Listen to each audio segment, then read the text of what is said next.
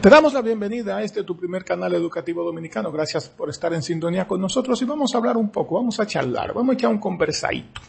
Vamos a hacer una pequeña tertulia respecto a un tema muy interesante. ¿Tenía verdaderamente España colonias en América o tenía reinos? Bueno, eso tenemos que verlo desde el punto de vista del contexto allá.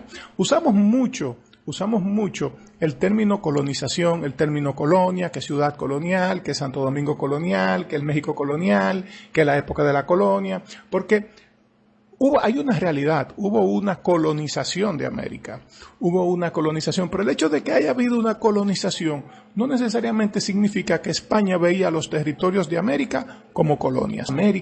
Los territorios del Nuevo Mundo se dividieron en dos grandes virreinatos. El virreinato de la Nueva España, que comenzaba, vamos a trazarlo de norte a sur, comenzaba por allá, por los actuales territorios de Oregon, Montana, en el actual Estados Unidos, y llegaba hasta la frontera de Costa Rica con Panamá, ¿verdad?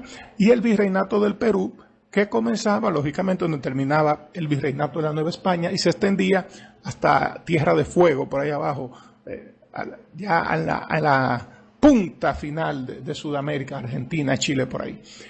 Había una parte del territorio que no pertenecía en un principio a ningún virreinato, y era Venezuela. Venezuela en un principio era gobernada por la Real Audiencia de Santo Domingo, pero después Venezuela se integra al virreinato de la Nueva España.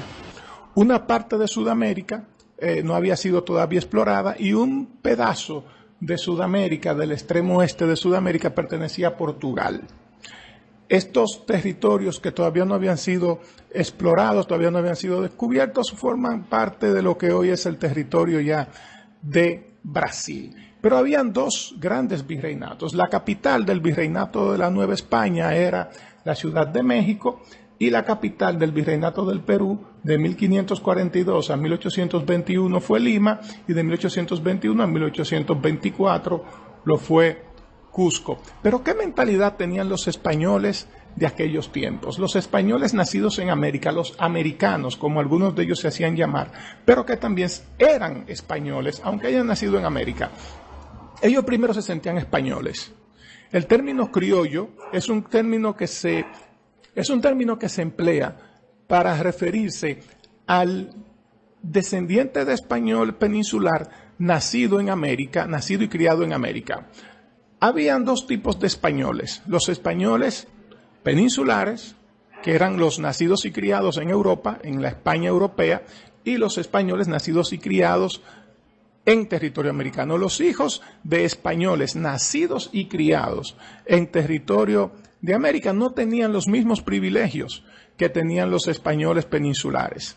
Aún fueran hijos de españoles peninsulares, no tenían los mismos privilegios. Ahora, ¿qué nacionalidad tenían los indígenas? ¿Qué nacionalidad tenían los esclavos negros? ¿Qué nacionalidad tenían los pobres? ¿Qué nacionalidad tenían los campesinos?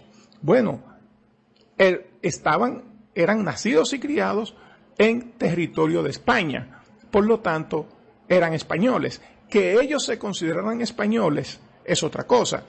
Que en algún momento, por una razón X, los peninsulares no quisieran reconocerlos como españoles es otra cosa.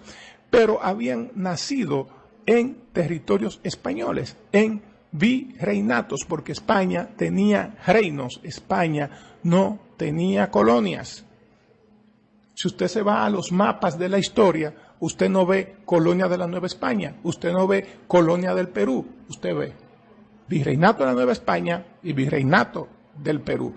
Pero esas diferencias entre los españoles peninsulares y los españoles nacidos en América, los americanos o los españoles americanos, o como históricamente se les conoce como criollos, esa diferencia que había social entre ellos, a veces se podría decir hasta segregación injusta que había entre ellos, trajo como resultado la independencia de muchos países que en un momento formaban parte, vamos a decir, capitanías, ciudades que formaban parte de los virreinatos españoles y al final terminaron convirtiéndose en naciones independientes.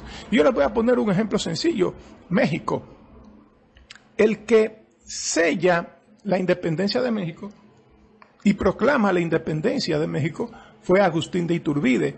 ¿Quién era Agustín de Iturbide? Agustín de Iturbide era un español nacido en América, un criollo, vamos a decir, que era jefe de las tropas. No era el jefe en sí, pero sí era el comandante de las tropas realistas de la Nueva España que persiguió y enfrentó a los insurgentes que buscaban la independencia, los insurgentes de Morelos, de Hidalgo, de Allende, de Vicente Guerrero, de Guadalupe Victoria, de Mina.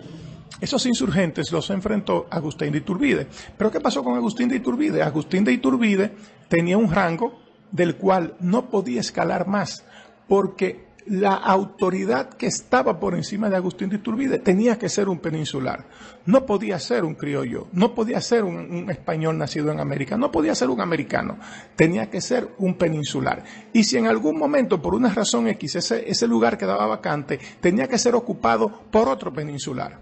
Y eso lógicamente crea recelos, crea problemas, crea situaciones entre los españoles nacidos en América.